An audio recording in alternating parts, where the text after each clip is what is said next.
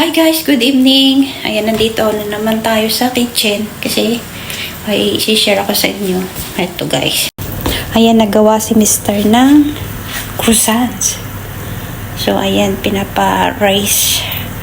rising pa. Ano ba yun? In Tagalog. I don't know guys.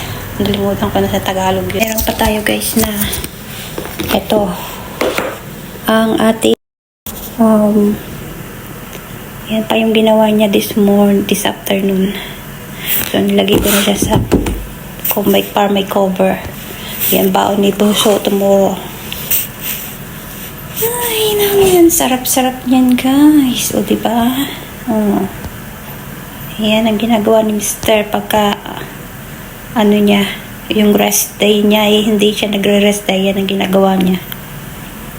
So, yan lang, guys.